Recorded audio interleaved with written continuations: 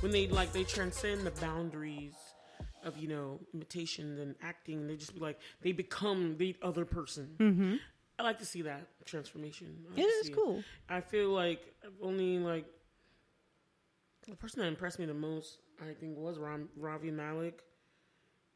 Ravi Malek, right? Rami Malek, thank you. Rami Malek, and his transformation into Freddie Mercury was amazing. He was so great. It was like, because I remember I saw him, I'm like, no.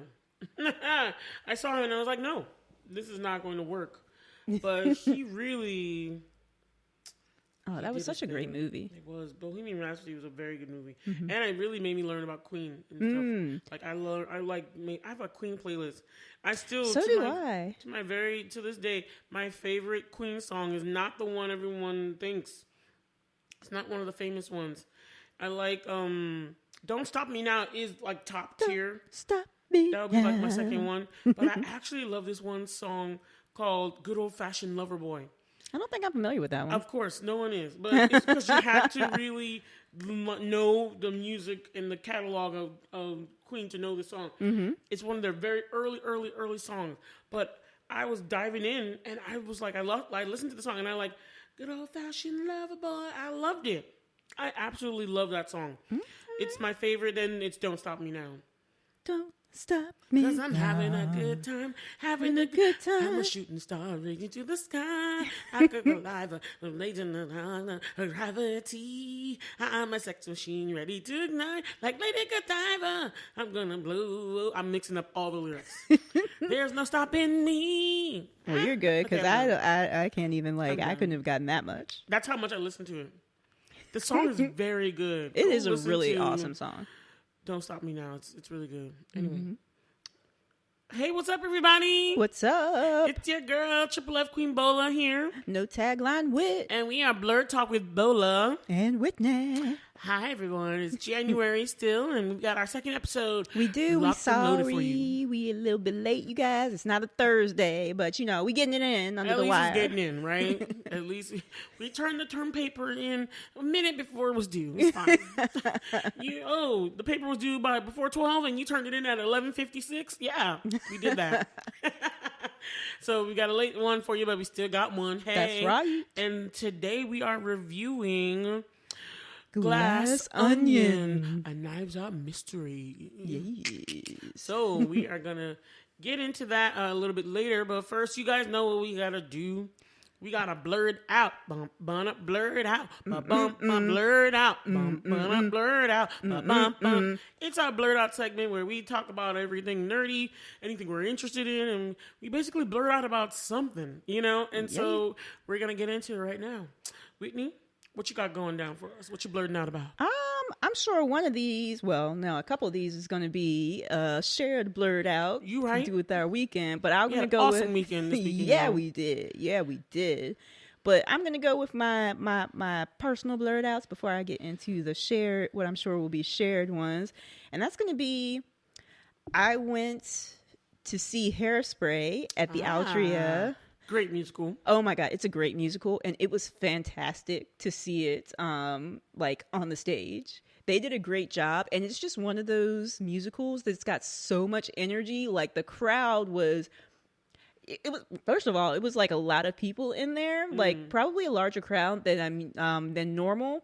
In Altria Theater or where? Oh, Altria. And also, it was like there was so much energy in the crowd. Like, when people came out and like certain songs and stuff, people were like yelling and stuff, and you'll get the applause during performances, but people were just like, it's just got so much energy. The audience was so participating in it, with the applause. Not the applause. It's always the applause, but like the yelling, the whooping and stuff. It was awesome. And then that song "Applause" by Lady Gaga. Of course, girl. You said it. This went to my head. Trying to take over my role, right? That's why I said I pulled you. Go ahead. Don't mean to interrupt. But it was awesome. And my favorite, all of the songs are great, but my very favorite songs are "I Know Where I've Been," the one that if you guys have seen the movie, Queen Latifah sang. It's near the end of the movie, and it's just such an amazing song. It's such an amazing like protest, civil rights, like Black Power type song. Black Power. Black empowerment. And it's amazing. And just the lyrics, if you just listen to the lyrics, it's amazing. Like, just to be still would be a sin. And I just like, ooh. I just like, I get chills when I hear that song. And then You Can't Stop the Beat, the ending number. Can't stop the beat. It is such like probably one of the most upbeat, amazing, just like high energy musical songs ever, because it was just awesome. Like the entire crowd, like, you know, people are trying to like get to their vehicles. They don't want to get stuck in traffic, but like almost like everyone had stayed just to keep applauding. And they did kind of almost like an encore, like of the That's You amazing. Can't Stop the Beat, just like keeping it going, doing like, you know, ramping it back up. And it was so much energy. It was awesome. That's cool. And it was another one where they again have their sound system dialed in, because this one and the previous one, I think it was Dear Evan Hansen, the last one that I saw before this. Before that, their sound system, it was really hard to make out what people were singing. Wait, for this one too? Yeah, it was dialed in. Couldn't hear what I could. Okay. So Dear Evan Hansen, it was good. We could hear, we can understand. And in this one, we could hear and understand. So I guess they've got their sound system dialed in now. But the ones before that, y'all complained apparently. I guess so, because they needed to do something. But it's like it's dialed in now, so it's like good. You can actually understand, you know, what people are singing. Because, like, the spoken parts were fine, but, like, if people were singing it, like, the sound system, I don't know, it was something off. It was hard to understand. Okay. And the musicals would still be great, but it's like, I bet it would be even better if I knew what they were saying. Yeah. But this was, like, another one where they're dialed in. I wonder if they would put, like a subtitle word thing, but I don't know if it would work that way, because it was that's not some. I mean, that's useful. Yeah, I do like watching stuff, like everything with the subtitles on, the captions on myself. But this was actually a sound system problem. Oh, okay. Gotcha. This was a sound system problem, and they've fixed it. The last two shows have not had those issues, so they've got it dialed in. So I was happy about that. But it was awesome. I hope they get it together before I go to Trevor Noah, because, well, I haven't got my ticket yet. Well, but I feel like that's it's different for spoken word stuff. It's like more like the singing parts. It was hard to, like, when they're speaking, it was fine. But anytime there was like singing, it was really hard to. So I would say there probably is like probably not the same issue for things like that. Gotcha. Yeah. Awesome. Blurred out. Okay. Yeah, going for a joint one next, or actually, I got one more non-joint one before I get into one of our joint ones, and that is I watched Cyrano. Oh yeah, you did tell me you were gonna watch that. Yes, Cyrano de Bergerac. Yes, but they sorry to the French people, because there was one that was made. What is his name? Gerard Depardieu. Yeah, Gerard Depardieu. Which I've never watched that one, but I watched this one that had I can't think of the actor's name, but he played and now I can't think of the character's name. He was like one of my favorite characters. Cyrano de Bergerac? No, the actor who plays him. Oh, shoot, the guy from Game of Thrones. Yeah. Wow, his name just Lannister. left my head. He's a Lannister. He's the best Lannister. Oh wow. Okay. But y'all know who I'm talking about. But anyway, he is Cyrano in the movie, and it's a musical. I didn't know it was. I don't think I remembered that it was a musical. So when it like started, Peter Dinklage. Thank you. Yes. Wow, and I love him. He's such a great actor. But it was I really enjoyed it. I really enjoyed it. And I liked the storyline. I liked the ending wasn't what I expected. I guess it was true to like the original play or story or whatever it was originally. But like, I really enjoyed it though. It was really good. It's good. So it was a musical, and did it like for other renditions that you watched of? I actually haven't seen it. You haven't seen another rendition? No. Okay. I know of the Gerard Depardieu one, but I have never seen. Wait, you know what? I have seen one on Netflix. They made a movie, and now I'm blanking on the name of it. But it's basically like it's not Cyrano, It's like but a it's play on it. Yeah, About it's the same kind of somebody being concept. in love with someone else helping another person. Exactly, Get it. Yeah. it's the same concept, but like it's not actually Cyrano, Okay. but it's like the Cyrano like plot line. The one I remember, he had like a nose that like Yeah, looked like that's a the fencing Gerard stick. Depardieu one. Yeah, it was so weird. I was like, why was his nose that? I think weird? actually in the original story, whatever the source material it is, whether it's a play or a book, I think that was his actual thing, was the nose that he was self-conscious about. Okay. And of course, like with it being Peter Dinklage, they made the thing that he was like self-conscious about, like him being a little person rather than the nose. Oh, okay. But That's in cool. like, because did a little reading on it. Apparently, in the original source thing, the thing is his nose that he's like, that's why he wouldn't tell whatever her name is about his true feelings, because he was like so. His nose looked like it was so pointy. I remember like it was so pointy. It looked like a sword. You could just like. Yeah. Like a rubbery sword. I don't know. I just remember feeling like you could just probably whack that thing around.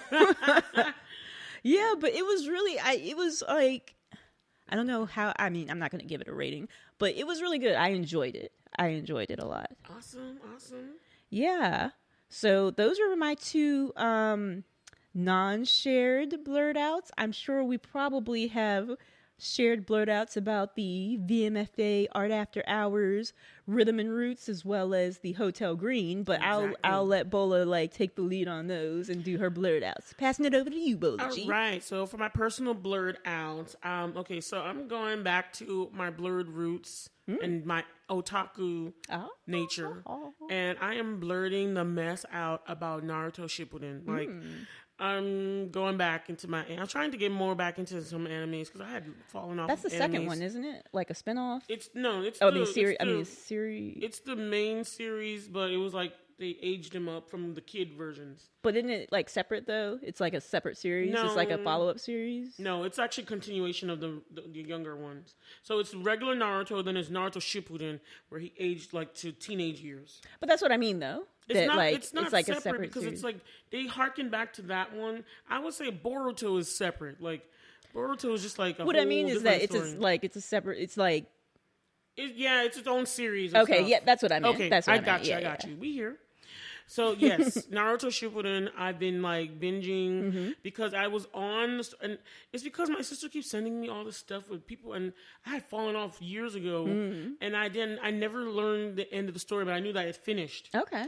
And I was like, oh crap, it finished, and I would always look back and be like, man, I need to get back into that, or because I was so. The thing about anime that we all love anime. It's like it has gripping stories. Yeah. And honestly, like I don't even care to see a live action Naruto. Like I don't care to see it. The anime itself conveys enough to me.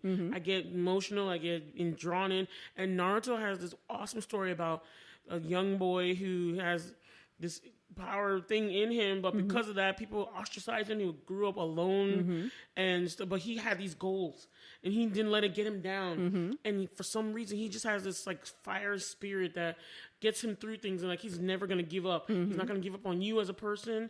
He loves you. He takes care of you. He's gonna do whatever. He's gonna fight to the last for you as a person. And he just that spirit he has just like gets to everyone, so everyone likes him automatically, and he's always trying to get after Sasuke, who's like his like friend.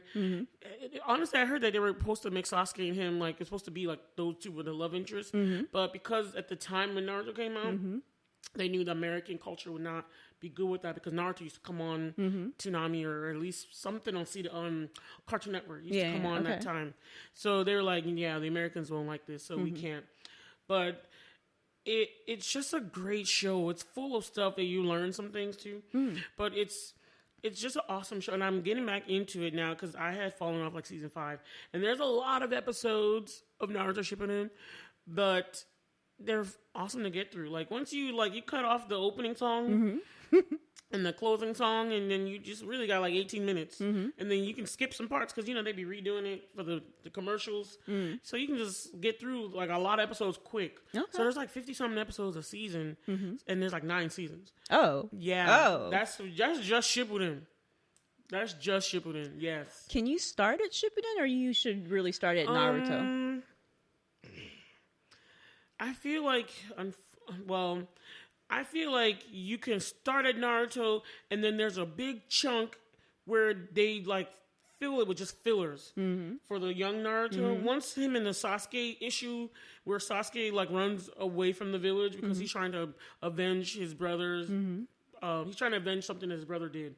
So once they had broken off, there from the rest of that into the rest of the show, there was a bunch of fillers. You can skip all those because they're just like extra fluff stuff. But I would start with Naruto so you can get what the show's about, because then it follows through and you know the characters because they were younger there and then they're a little bit older, so you do need to start with Naruto regular and then go to Shippuden. Okay. Shippuden has all the meat though, like how he's training, how he's growing to become Hokage, which is like the leader of the ninja village. And I just love it. It's just an awesome, like it's one of the, there's a reason why it's the #1 anime. It's just great. Okay.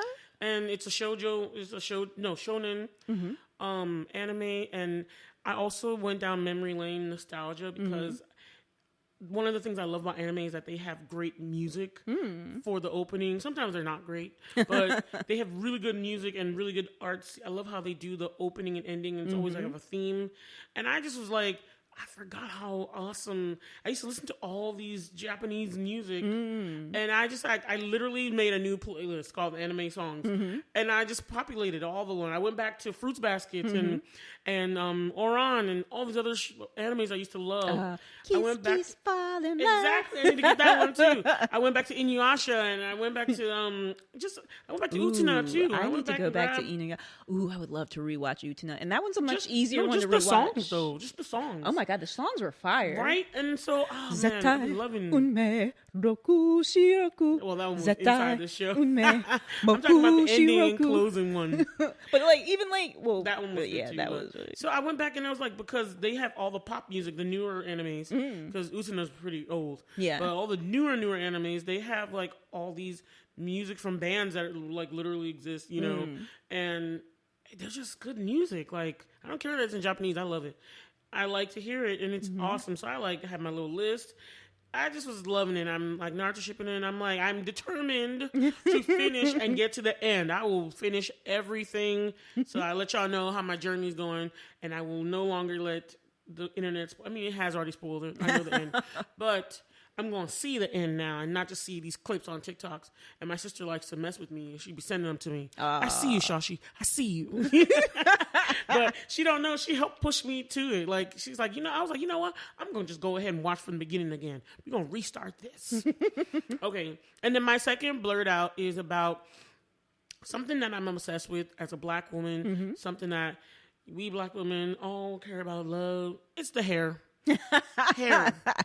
I'm obsessed with black hair. I love what we can do. I keep saying it. My mantra is we have our black hair is magic hair. Black hair is magic. And that black girl magic, the hair is part of it. And we like Samson. Yes. Except we ain't letting no Delilah cut nothing. We like, do what? You ain't get them scissors away, okay? But so another person that's all about their hair is Tracee Ellis Ross. Oh, okay. And she has her own. That's it's very prominent. It's like a lovely part of. It's like part of her brand, like Yeah, she has a hair line brand. So that's what she had. But because she's so interested in the stories about our hair, she has a documentary on Hulu. Both of these shows are on Hulu, by the way. Naruto, the child series, the original series, you can find on Netflix. And then Shippuden is on Hulu. All right. Because Shippuden's not on Netflix. Shippuden, the only way you can find Shippuden is the movies. Because, they always do a bunch of movies in between the series. Okay. But you can find Shippuden movies on Netflix, but the series is on Hulu. Okay. So, Hair Tales is a docu-series. It's 6 episodes only. And it's on Hulu. And it's Diana Ross...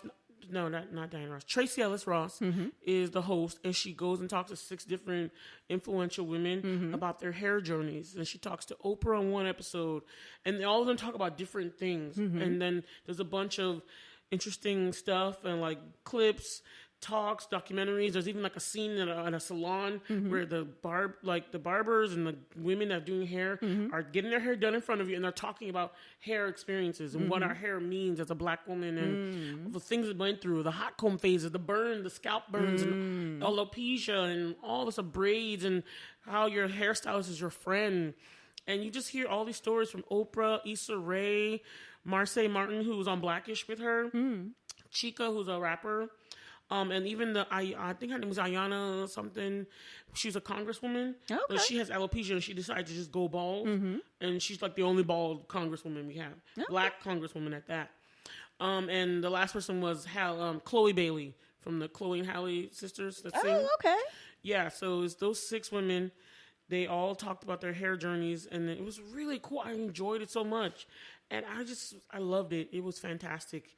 I recommend anyone who loves black hair and just wants to hear how we are just as a group dealing with it. And I just think it's really interesting to get us talking about that kind of stuff and It is. what it means and how magical we are. And, how and when you're done with your makes us blood out, feel. I want us to circle back around just really quickly because you mentioned Chloe Bailey, talking about Halle Bailey, and like what we were talking about with our friend T. Yeah. Go ahead. I'm done with my blurred out. Oh, you are? Okay. Yeah, well, before we get into our shared one, I want to talk really quick because we had an interesting conversation yesterday about this, about the fact that, like, that's coming out this year. I'm super excited, but I have, like, other than, like, what's her name from, you said she was originally from Gilmore Girls. She was also from Bridesmaids. Melissa McCarthy. Other than her playing Ursula, which I'm not sure, because you need like the attitude, you need like that drag queen energy, you need that kind of grit in your voice. I didn't know who was going to be in this movie. I didn't know that's nothing. what I wanted to talk about, because you like that was a good it was an interesting conversation. Like I don't know none of the other than what's her name, who was also in Shang-Chi, who's playing Scuttle, huh? Michelle Yeoh? No, Awkwafina? Yes. Ah. She's voicing Scuttle. Oh, okay. Other than knowing that, I'm like, I don't know none of these other people. You're talking about the live action Little Mermaid, y'all. Yeah, live action Little Mermaid. Halle Bailey, who is Chloe Bailey's sister. Both of them are well known for their dreads. Or locks, excuse me. They've had their locks, and Chloe has said on the Hair Tales how throughout the years, her coming up and trying to be in the business, they have lost jobs because of their locks. And it's like only black people experience this, where you lose a job because of your hair. And then they try to get you. Even Oprah talked about how they try to contain her hair back in the 80s and stuff, in the 70s and stuff. And they sent her to people who like literally burnt the mess out of her hair, that her hair just fell out. And it was terrible. And I was like, it's just, this is something we experience as black women. But that was another thing. They were like, oh my God, Halle can't be Little Mermaid because she's black and her hair and all this stuff. And I'm like, this is a fictional creature. Thank you. And I was like, her red locks are just as fine. Like, I don't see the problem here. Yeah, and I'm excited about her playing Ariel, but the rest of the cast, this is what we were talking about yesterday. Like, even Melissa McCarthy. I like Melissa McCarthy. But I don't know about her being Ursula. Yeah, and I don't know what her singing voice sounds like. And I don't know, like, even if you're a great singer, a great singer just can't necessarily sing Poor Unfortunate Souls, which I will be so freaking mad if they mess that song up. I think you just have the like really attachment to this song. I'm not sure if I would have cast Melissa McCarthy in it, but she can do a flair for drama. I don't know if she can sing. That's the only thing, because I haven't heard her sing much. I'm concerned about singing. And I want her to have the attitude type thing, the Ursula attitude. You gotta get that by acting. So we gotta see. She might be able to pull it off. She might. Yeah, she can probably pull it off. But I really wanted. I want to see. Right? It was like I kind of see why you guys would cast her, but at the same time, I'm like, I'm not sure. I'm not sure just because of the roles I've seen her in before. Playing that type of villainous, you need that type of like drag energy. You need that kind of. You do. Honestly, I really think a drag queen would be best at this. A drag queen that could sing. Probably a black drag queen, actually. A big black drag queen that can sing. Yes. That would be the perfect person to play Ursula live action, actually. But we'll see, you know. We'll see. But it's just like the Prince, like the other people in here, I'm like, I didn't even know who's on the cast. Exactly. It's coming out this year. And other than Halle Bailey, and Melissa McCarthy, like, I don't know. My thing is, I need to see a trailer. I only saw the teaser where she sang it. Yeah. And that caused such an uproar within itself because people still can't get over black people acting in fiction and fantasy worlds. I'm like, this is a fantasy world. Ariel is not real. Like, get over yourselves. You know, but I felt good from the teaser. Like, she sounded really good singing, because I love Part of Your. the thing I like, this is what I say all day. Halle Bailey actually has she has the essence of Ariel in her. She can do, she has that lightness to her, that naivete. She can totally do this. And she has the beautiful voice. Like, as much as Chloe sings well, I love Halle's voice. She sings the best to me out of the two. So I just think the casting was perfect. She looks like Ariel to me. She's just like, black. I think it's a great casting for her. It's just the rest of the cast. I've got a question mark. Topics in blackness, actually. This was. We gonna but it's look not and even. see. It's not even quite just the topics in black. Well, I guess it kind of is because it's like her. No problems with. I'm like, strong choice. But the rest, I'm kind of like, the rest of the cast, I'm like, this is a big question mark for me. This is a big question mark. We'll see. Hopefully they can pull it off. Because I'm not going to lie, like I said yesterday, with the Disney Channel original, not Disney Channel. Not Disney Channel. With the Disney live action remakes, Disney princess movie remakes, it's been hit or miss. They're either good or they're really bad. Mulan. Let's just go there. Or Beauty and the Beast. That was actually pretty good. I liked it. Well, I love Beauty and the Beast. Anyway, yeah, so it's like hit or miss with those. So, and Cinderella I found was nice too. Cinderella was very nice, even though they didn't go the musical route with it. It made me smile. Yeah. Like watching that movie, it made me smile. I still, hands down, the Brandy Cinderella was the best one. Oh my god! It's the best Cinderella ever made. I don't care about none of the other ones. I don't care about Hilary Duff. I totally agree. About none of them. I totally agree. It's amazing. Brandy I love it. And that fine Filipino dude. I still don't know what his name. I was in love with him back in the day, yo. But I think that one was so great because it was like it was the Rodgers and Hammerstein, and like Rodgers and Hammerstein are just fire. They're fire. So like, yeah. Okay, we should probably move on by now. Oh yeah. Yes.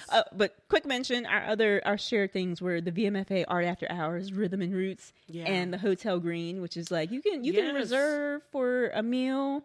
Hotel Greene was amazing. We can talk more about that because Hotel Greene was very interesting because it's a place where you can play mini golf, and it's not a hotel. It's just the theme of the establishment is that you're playing mini golf in a place that looks like a 1920s old hotel, kind of creepy, kind of Overlook funky. Hotel. Like, yeah, I was like, I am getting very like. much Overlook Hotel vibes. Like I expect to see two twin girls at the end of the hall, like play with us or whatever it is they say. And you get brunch with it too, which I liked. I liked the food. It was. We had a really lovely brunch. It was really nice. It was. I like when it sticks to a theme. And then they had like the old teacups. They had like a coat rack. It was just so actual much plates. Like, well, I mean, other places have actual plates, but these look like the plates that you would. I don't know, like you might find in a home or something, or I guess. 1920s. Yeah. I love they had like a coat, like the check-in carrier thing that the bellhops would have. They had that there where you hang your coats. They had like old luggages in the corner. They had all these little, like, I love these little minor details that were everywhere. They had like little art installations. Like, you could peep through and look and see something and interesting. It was cool, like these miniature scenes behind, like, the peepholes. It was so cool. Anyway, y'all, I'm going to make a TikTok because this is a blurred outing for us. And you guys are going to see what I'm talking about. And their whole setup was cool, like, from sitting down, and then they come to your table if they know that you're having, like, if you're eating a meal there, and they're like, okay, you're ready for your, to come through for the, like, the mini golf part. And then you don't pay until, like, you're done with the entire thing. And not to mention, while you're mini golfing, a server will come in and ask if you want more drinks. And you can take your drinks around with you while you're golfing. It was And they had awesome. An excellent, I think it was so well designed because they had, like, everywhere was well placed, like, ledges or places to put, like, your drinks and stuff, like, with the coasters. Like, you didn't have it. I know that's kind of a weird thing to notice, but I just thought it was so well. Details, though, that make it the best thing, Whitney. So I don't blame you. I loved that detail too. I was looking at them everywhere. I was looking for them everywhere. The little coasters. They even gave me like an old school art postcard to take home, and it has a message on it, handwritten. It's so cool. Like all these little details. I just loved it. And it's such a cool experience. So if you guys are in the Richmond area or are gonna visit, definitely check it out. It's super cool. Yes, it's downtown Richmond. It's one of our little many finds that we found, and I'm very happy to it. Shout out to my cousin for giving me a gift card and making me use it. So I enjoyed it immensely. I don't know if I like it more than where we went to the park when we had like the fun kind of colorful mini golf? I feel like they're different. Like they are yeah, different. you would want to do. I think you would want to do both, especially for the way the meal is. Like if you're gonna do a meal and you have a reservation is incorporated in there, and they put the gratuity in automatically. Like I kind of liked that they automatically put the gratuity in there, even though we weren't like a big party. It was just the four of us. But it's like I appreciate that anyway, just because of like, you know, American culture with like how much people get paid as like for service. waiter. Exactly. Yeah. So I liked that. And the service was great. They were excellent. So you guys will have a great time. So I really, really enjoyed the Hotel Greene. It was a new experience. It was. Yeah. Really cool. For sure. For shizzle. Are we ready to get into the episode? Do we want to do like just a quick mention about, well, you guys know we've been to VMFA Art After Hours before. It's always amazing. Yes, so. we had a great time there too. So shout out to the VMFA museum. It's just one of my favorite places in Richmond to go to. It is. It's awesome. Really is like you have to go there if you ever come to Richmond. You do. Spots. And it's awesome. The fact that they shut it down and they let you just like have a party amongst the art, it's beautiful. You can even look at the exhibits and stuff. If you're tired, they have beautiful desserts. Oh my god, the lemon squares. Bars. The lemon squares. Ugh. But this time the star to me was the little pecan tarts. The pecan tarts I was like are tossing nice, them back. I was like, but I love nothing them. will ever move past the lemon squares in my heart. For me, it was the pecan tarts, and the brownies were good. And I did not try the brownie this time. I don't know what it was, but I kept finding the strawberries when they had them out because they didn't put a lot. I had like 3 strawberries yesterday, and I was like, yes, the chocolate, yes. So, and then we had Legacy Band there. The Legacy Band is fire. Yes, local staples like Kelly Lemon, who's the hostess with the mostest all over RVA, and DJ Lonnie B, who is nice but needs to play less hip hop and more like dancing music.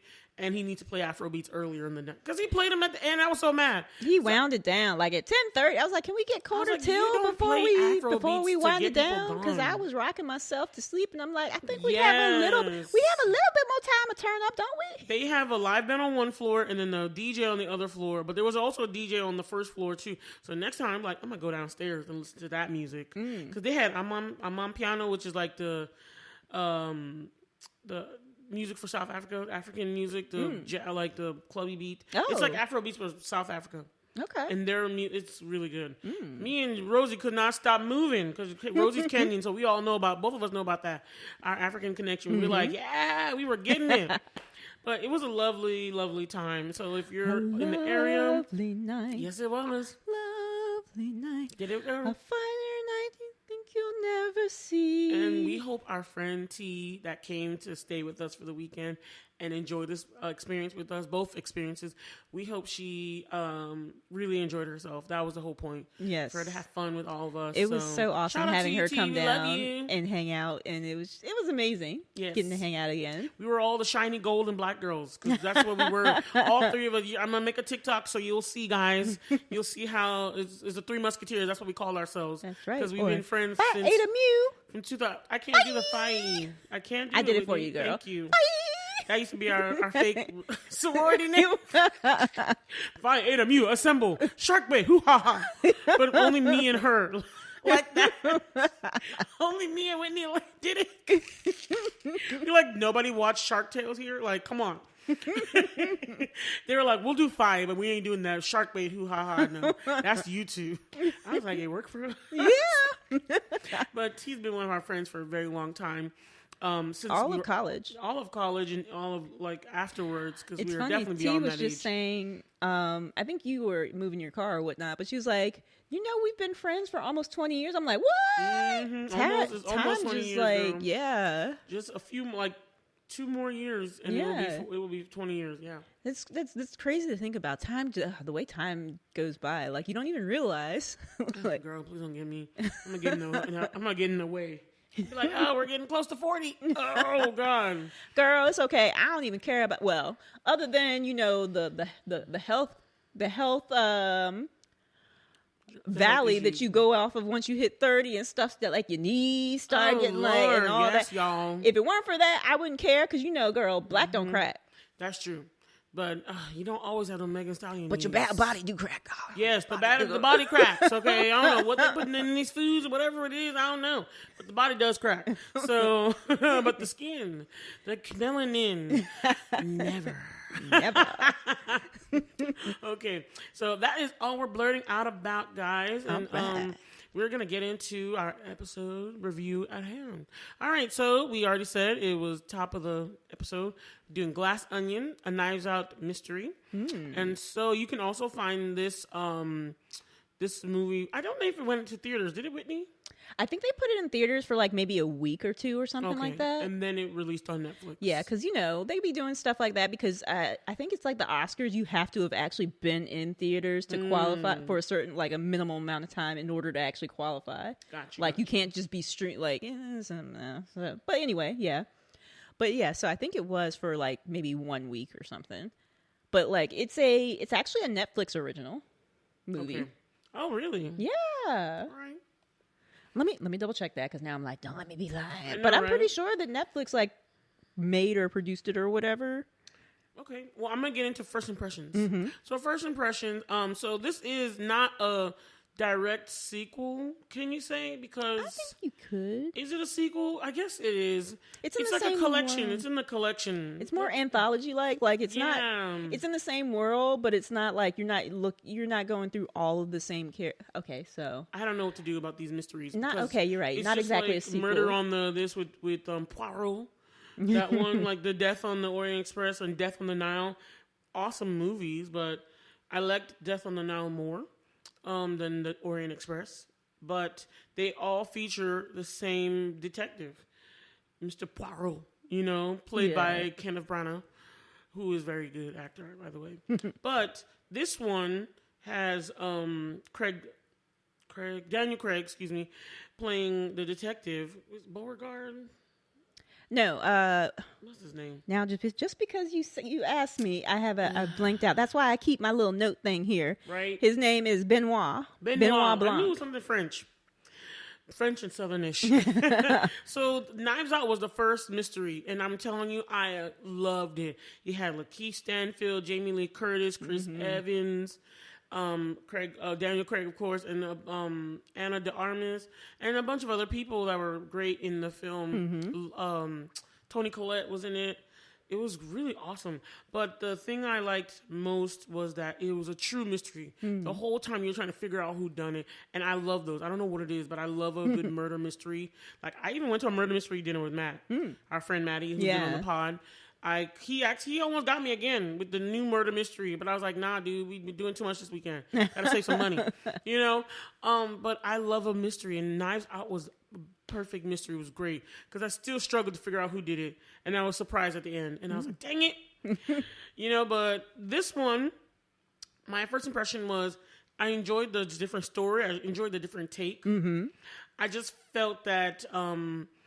It wasn't like a full-on mystery, like where you're at the end, you don't know what's going to happen. You don't know who did it. That part was missing in this film for me. Because after a certain point in this film, and spoiler, please go and watch.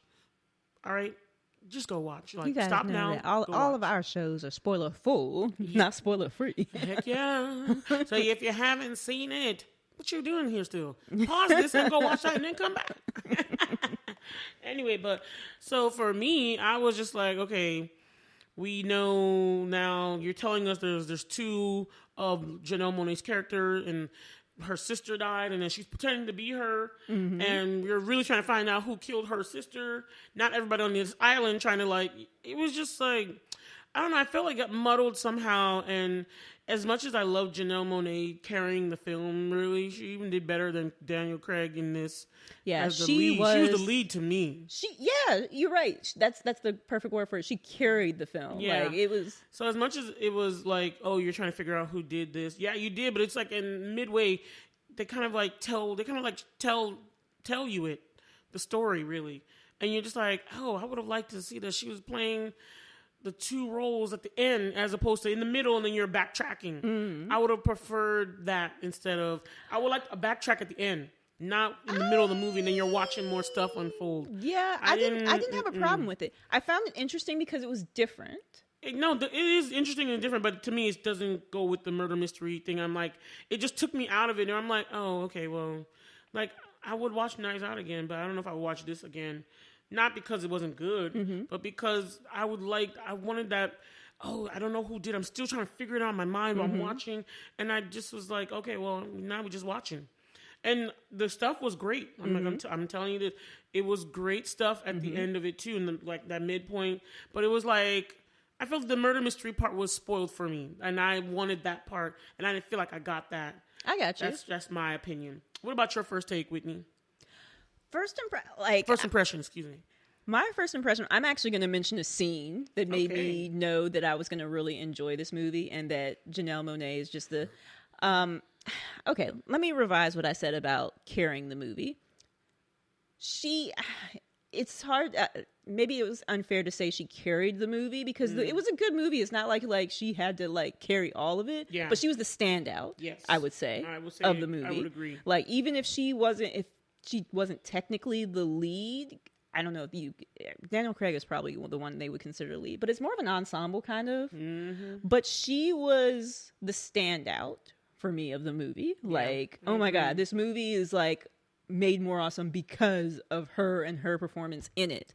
But the part that really got me was when they're all getting the puzzle boxes. So they're all all the friends, the ones who are still together, they're solving the mystery of the different puzzles of the boxes. So they finally get it to open up. Yeah. And they're like, oh, and it's the invitation to Edward Norton's character, and his character's name is Miles, to Miles's private island. And then the camera just it cuts to Janelle Monáe's character, and she's just sitting in near darkness. It's it's very dimly lit in a garage, looking at the same box that everyone else got. But instead of trying to solve the puzzle, you see her get up, walk off screen, and come back with a hammer and just smash the thing to pieces. She's like, ain't nobody got time for all this mess. That's the great thing about this film. This is why I wanted to watch it, because this was black girl power film. I just was she was just about I loved her portrayal. Such a black culture thing. Ain't nobody got time for all this. Let me just take this hammer.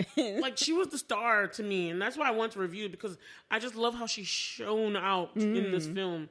And they really elevated it for her character, her two characters. She was doing double role, double duty. It was awesome. Yeah. And she showed out. When she smashed all them glass pieces, at the end, I was like, oh, you done made her mad. When the black woman take off her earrings, start smashing, you better get out that room.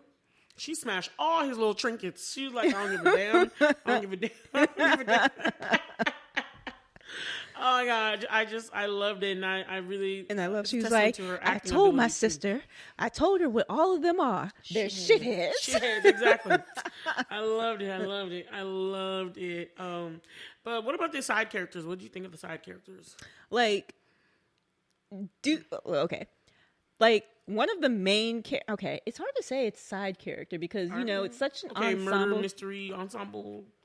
Yeah, because when I think of side characters, I don't consider the main group of friends side necessarily. I feel like they're part of the ensemble. Yeah, I would call them ensemble. All right. But when I say it's side character, I would say maybe Whiskey's a side character, Duke's mom is a side character. So as far as those, there were some very strong side characters. They really were pretty strong, considering all this talent you have on screen, because Duke's mom, when they're going through trying to solve the mysteries of the box, she's like, it's a spectrograph, and it's like, it's a he's like, Mom, but she was right. Every time she said something, he was so dumb.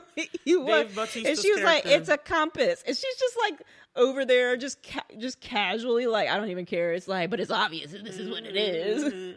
And then when Whiskey comes in, she's and looking at the box, she's like, what's that? And the mom's like, I don't know. And I just thought that scene was so funny, because she knew what it was, all this stuff, but she's like, I don't know. So you're right, it is more of an ensemble. When you have these murder mysteries, it is an ensemble, because you're just I really did love Death on the Nile. Honestly, everybody who watched that, it's good. Okay. It's good. I mean, you can watch Death on the Orient Express, and then, but then, are they part of the same, part of a... It has Kenneth Branagh playing the detective in this case, a French detective. And then you have Daniel Craig playing the southern gent detective. I'll say, I don't recall. He just has that southern. Why did you sound like, who did you sounded like one of the Colonel Looney Tunes Sanders characters? Yeah, that's what he sounded like to me in the beginning, because he's like, I'm Inspector, what is it, Beauregard? I don't know, I keep saying Beauregard. It's all about Beauregard, yarn. Beauregard. Anyway, but to me, I really enjoyed that film. Please watch Death on the Nile, it's very good. But this one, to me, it was like you have these ensemble characters. They all have to play their little role in the murder mystery. I'm a person that loves the game Clue. I not own the game. I finally get to play it all I want. Because as a kid, I've always wanted it, but I never got it. And I always wanted to play Clue when I was younger. I was like, but I never got to play it. So as an adult, I bought that thing, and I started playing it. And I was like, this is a fun game. But I love murder mysteries. Yeah. So you're right. They're not side characters. They're ensemble people. And so some of them surprised me, and some of them I was like, kind of like in the background. I'm not gonna lie. My dude, what's his name? The one who played on Hamilton. Leslie Odom? Leslie Odom. Oh, sorry. Yes. Leslie Odom Jr. Yes, Leslie Odom Jr. I was just like, so you're not going to do more in this film? Like, your character's just going to be sucky? You're going to be like, just the background? And that's just what the character is. He was just a punk, really. I was just like, okay. He was a punk. Well, they were all shitheads and punks. They were. I was like, what are you doing with them? Like, what? I was mad at her. I was like Janelle Monáe's character. I was like, what was she doing with all these? Because she was brilliant and awesome. And of course, these shitheads were really going to take her stuff and not give a damn. And then I was like, Miles, she introduced Miles to y'all. And then y'all just took his side.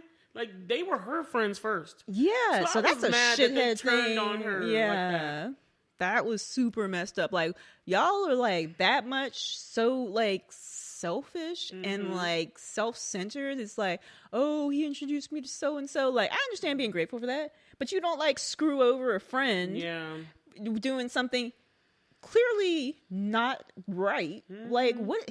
She was right. They're shitheads.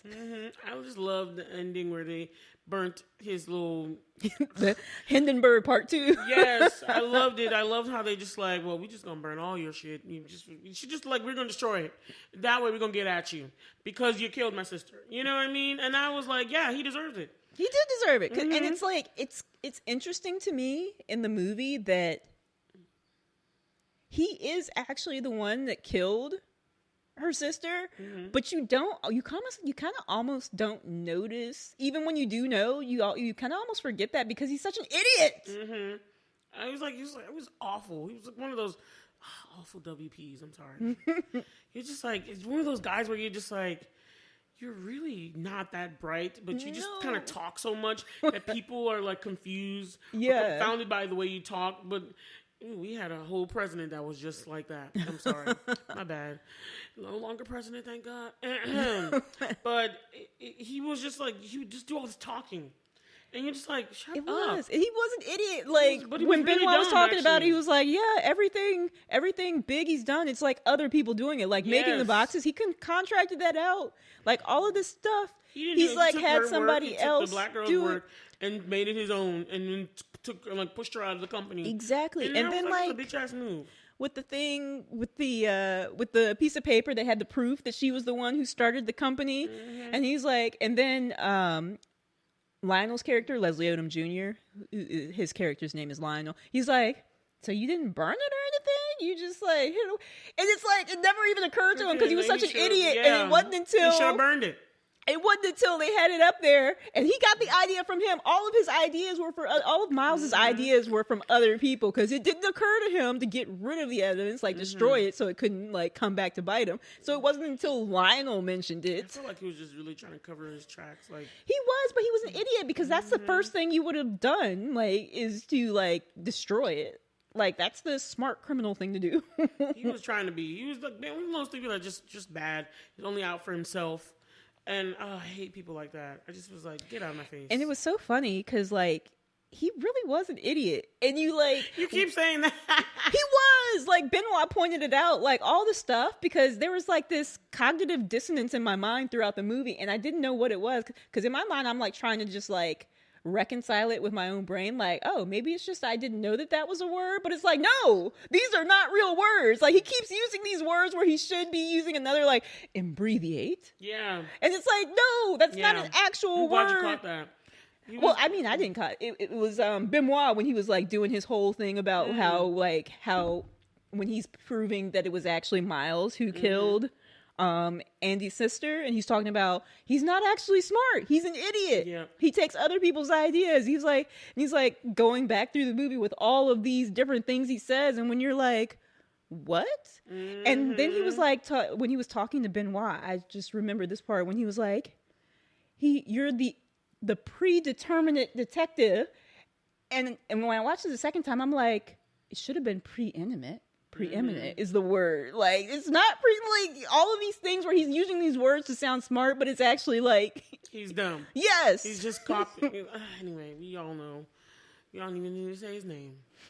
Anyway, but like that was the other thing too. I couldn't stand him. I couldn't stand him from the beginning, and I was like, one of those like loser billionaire jerks. You know, I just was like, oh god. So I didn't know if he was gonna be the killer or not, but they kind of like told you in the middle of the movie, and then you're just like, okay. So then you're just watching the fallout, and it seemed so unlike it because he was so inept. And then you had our what is that one? Who's been messing up everything? It's been Agatha all along. Catherine Hahn playing a character in there. Claire was her character's name. She was smarter than this, and I was mad at her. I was like, "You're smarter than this." Yeah, because her and Lionel were both talking about it. They're like, why are we doing this? Yeah, they were talking about it. And as they're talking about it, they're like, we're going to still go along with it, but why are we doing this? Yeah, and I was like, it took y'all long enough to comply. Like, I'm not going to like Jennifer Hudson's character. Is it Jennifer Hudson? No, it's Kate Hudson.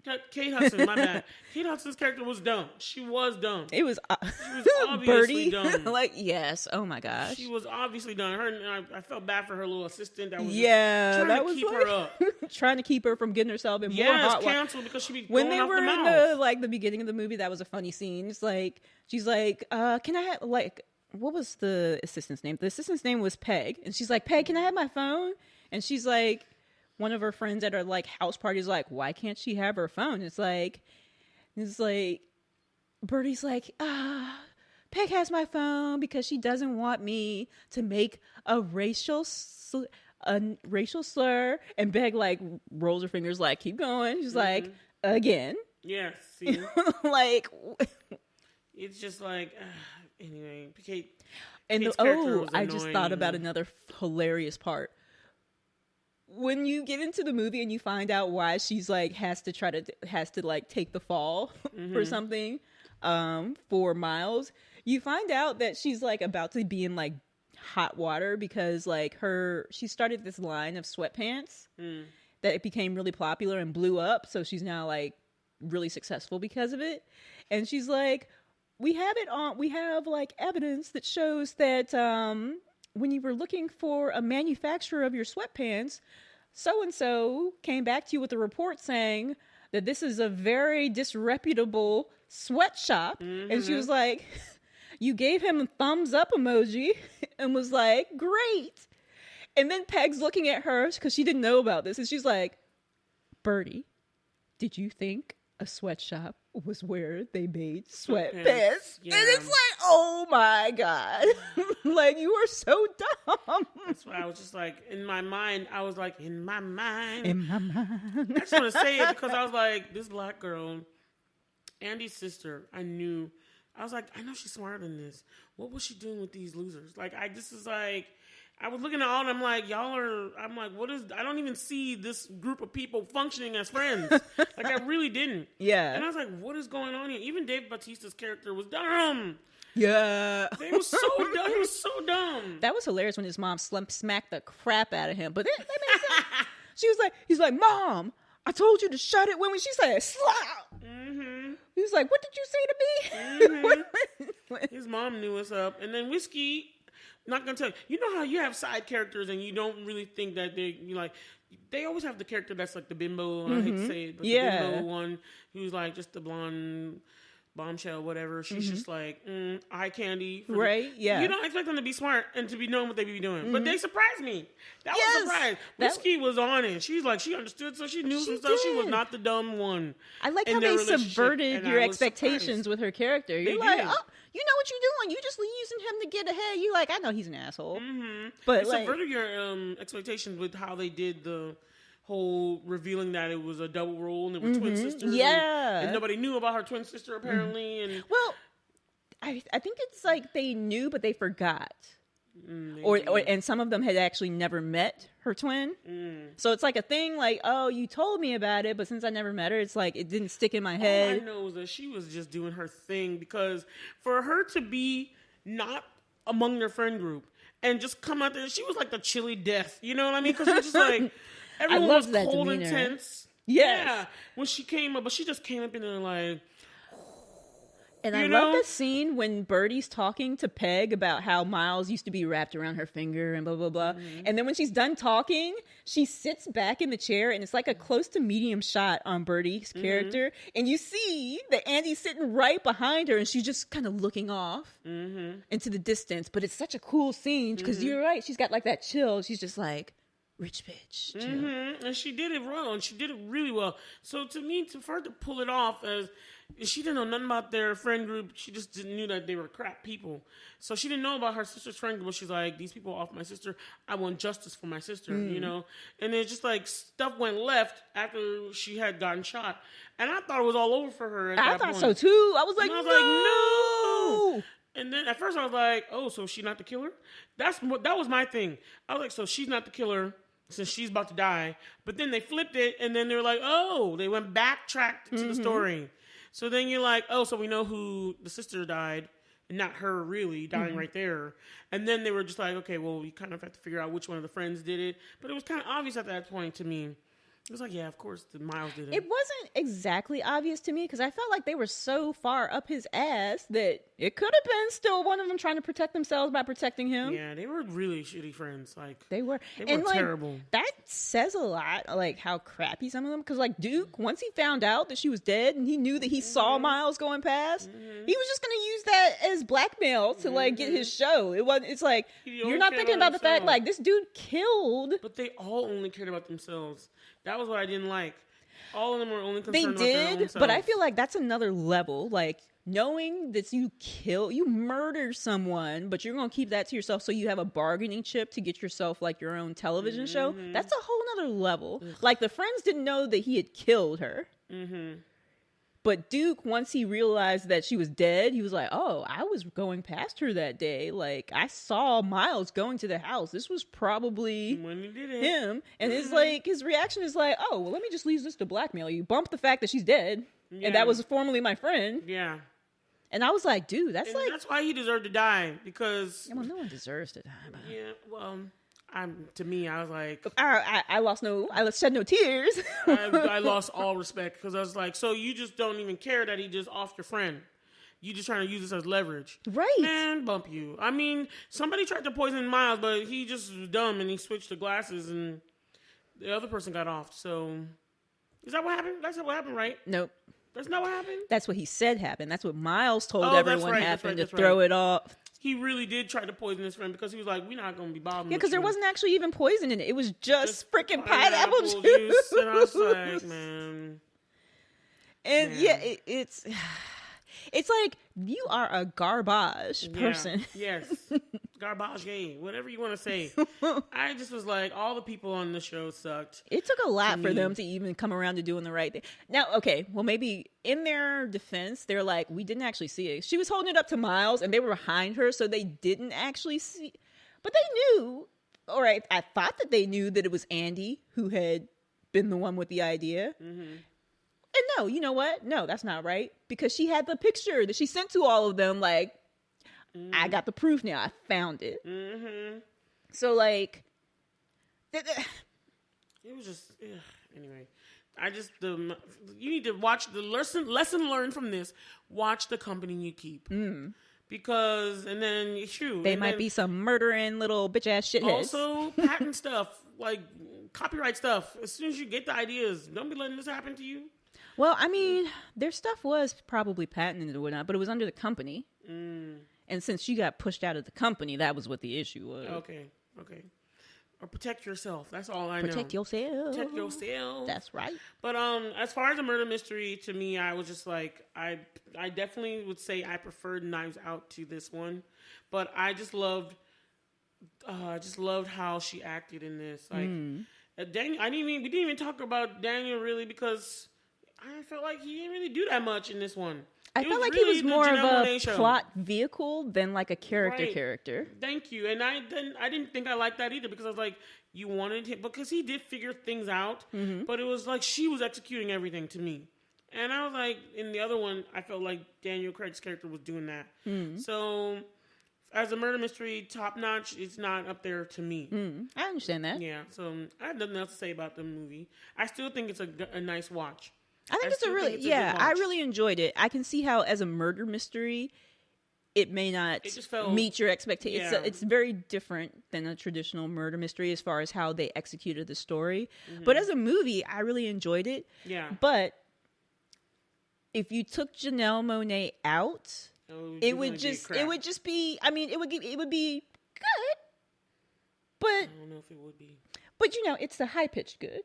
Like, are you talking about replacing her with Keke Palmer or replacing her with like another white person? If you did not have her acting in there, because she was such a standout character, then I would we're about to rate. I'm still going in my head about what I'm going to give it. But the reason I'm going to give it as high as I am is large part because of Janelle Monáe and her acting in it. Okay. Well, so let's get to the ratings. Rating time. All right. You go first. I will. It is a nice watch. I'm not gonna lie. It is a nice watch. I'm gonna give it a 6 glasses and a monocle. Okay, that's just for me. Yeah, I am actually gonna give it 8 glasses and a monocle. Okay, because it was really entertaining. I understand that if you were expecting a murder mystery, how it kind of it's not what you would expect, but just as a movie, I was really entertained. And I probably would have given it maybe... I mean, they had a lot of great actors and actresses, but I probably would have given it like a 7.5 or something. But because of... 7.5. But because of Janelle Monáe's like standout character and acting in the movie, I bump it up that much more because she was just... because of her. Otherwise, I would say the film is a 6. It is entertaining to watch. It's nice. It is, but it's just like you said, the murder mystery kind of fell short for me, which kind of like put the score pretty down. But like I said, it's still good. If you never watched it, I would say watch it because it is entertaining. It's funny. And like I said, you just look at Janelle Monáe just going ham on these folks. Yeah. She just did a great job. For me, she gave the movie a whole entire other glasses or even a glasses and a monocle just for her. Yeah, it's a good watch. All right, guys. So that's average. That's about 7 glasses and a monocle average. Hey, once it gets a 7, that means the film is good to me. Yeah. So that's our average, guys. Before we go, I wanted to shout out one of our TikTok persons that gave us a comment. Her name was Sonia, and she says she was so glad that she found us. And I just want to say, Sonia, thank you so much. We love to hear comments about that and share and keep listening and please commenting on our stuff. We love it. And so that's all I wanted to say. Thank you, Sonia. Shouting out. All right. So I think that's it, y'all. Right. So we gon' blerd out. See you in February. Thanks for listening to our podcast. Please subscribe to our show on whatever podcast listening app you use and share the show with other blurred and non-blurred family and friends. And if you like this episode, please subscribe to our email newsletter at blerdtalkbw.ck.page and also rate and review our show on Apple Podcasts. Intro and outro music is Twilight by Caption. You can find them on SoundCloud, username Caption spelled CAPSHUN. Show notes by Bola, Hanson, audio engineering by Whitney Booker. And don't forget to get social, you guys. You can email us at blerdtalkbw@gmail.com. And our social media handles on Instagram, Twitter, and TikTok is at BlerdTalkBW. And our YouTube channel is youtube.com/@BlerdTalkBW. And we've got our individual things going on too. You can find the Triple F Queen on Instagram at Triple F Queen B as in boy. And my YouTube channel is youtube.com/@Triple F Queen B. And you can find me, Whitney, at Luminabi Studios, my company, and the email address is wit@luminabi.com, spelled WHIT@LUMENABI.com. And you can also find me on Twitter at Luminabi Studios.